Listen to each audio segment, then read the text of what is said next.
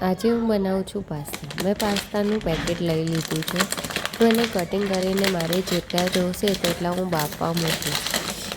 અહીંયા આગળ એક તપેલી લીધી છે, તેમાં મેં પાસ્તા કાઢી લીધા છે. મારાથી ભૂલથી વધુ પડી ગયા છે, તે માટે હું પાછા લઈ રહી છું.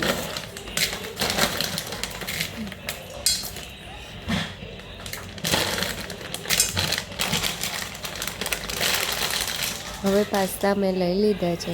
હવે હું તેમાં પાણી એડ કરીશ. આટલા મેં પાસ્તા લીધા છે, એક લોટો અને ઉપર એક ગ્લાસ જેટલું મેં નાખ્યું છે પાણી. હવે એમાં થોડુંક મીઠું નાખી અને હું બાફવા મૂકી દઈશ.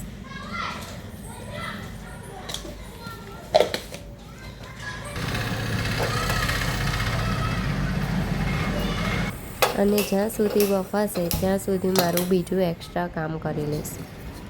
જો મેં અહીં પાસ્તા બાફવા મૂકી દીધા છે. હવે મેં એમાં સબ્જી જે આવે એ કટિંગ કરી લીધી છે અને હું વચ્ચે વચ્ચે પાસ્તા હલાવતી જઈશ અને જોતી જઈશ કે તે નીચે ચોંટી ના જાય. જો મારા પાસ્તા 15-20 મિનિટમાં બફાઈ અને થઈ ગયા છે રેડી. હવે હું એને કાણાવાળા ટોપામાં કાઢી લઈશ. કાણાવાળા ટોપામાં કાઢ્યા બાદ હવે હું એને ઠંડા થવા માટે રહેવા દઈશ. હવે હું સાઈડમાં તેલ મૂકી દઈશ, જેથી તેલ ગરમ થઈ જાય. હું એનો વઘાર કરવા માટે તેલ મૂકું છું. મેં અહીં 3 પાસ્તા મસાલા, 1 મેગી મસાલો લીધો છે. હવે તેલ આવી ગયું છે, એમાં 2 મરચાં મેં એડ કર્યા છે. એને સાતળવા દઉં છું.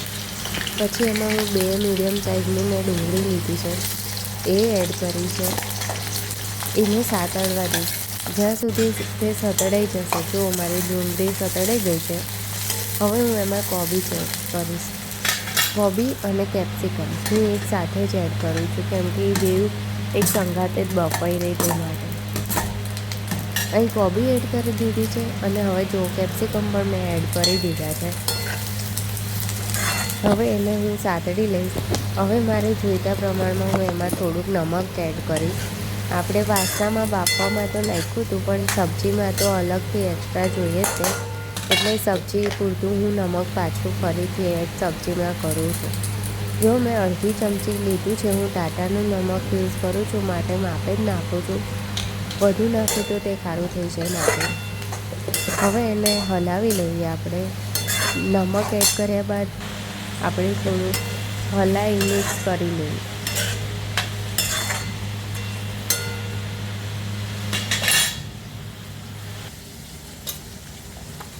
જો મારી સબ્જી ધીમે ધીમે સાતળી રહી છે. હવે હું તેમાં નાખવા માટે હળદર એડ કરી છે અડધી ચમચી. 2 ચમચી મેં અહીં મરચું એડ કર્યું છે અને મેં પાસ્તા અને મેગી મસાલો બધો જ એક વાટકીમાં કટિંગ કરીને લઈ લીધો છે. હવે હું એ બધું નાખી દઈશ અને હું ધીમે ધીમે એને હલાવી અને મિશ્રણ મિક્સ કરી દઈશ. એક સરખો બધો મસાલો મિક્સ કરી દઈશ. જો મેં અહીં મિક્સ કરી દીધું છે બધું. હવે હું એમાં ધીમે ધીમે એને 2 મિનિટ સુધી રહેવા દીધું છે. એનો ટેસ્ટ સબ્જીમાં પણ આવી જાય મસાલાનો જે આપણે એડ કર્યા છે. હવે હું એમાં ટામેટાં નાખી દઈશ. ટામેટાં એડ કર્યા બાદ હવે હું એને થોડી વાર ટામેટાં ચડે ત્યાં સુધી હું એને હલાવી લઈશ અને ટામેટાં ચડ્યા બાદ આપણે પાસ્તા નાખીશું. ત્યાં સુધી આપણે ટામેટાં ચડવા દઈશું. ધીમે ધીમે મારા ટામેટાં હવે થોડાક ગળવા માંડ્યા છે. હવે ગળી જાય ટામેટાં પછી હવે જો મેં પાસ્તા લઈ લીધા છે. હવે મેં ધીમે ધીમે પાસ્તા એડ કરી દીધા છે. પાસ્તા એડ કર્યા બાદ આપણે ધીમે રહીને બધું મસાલો અને બધું પાસ્તા એક રસ હલાવી લેવાના સરખી રીતે. જો મારા પાસ્તા મસ્ત બની ગયા છે. હવે હું એને 2 મિનિટ માટે ઢાંકી દઉં છું.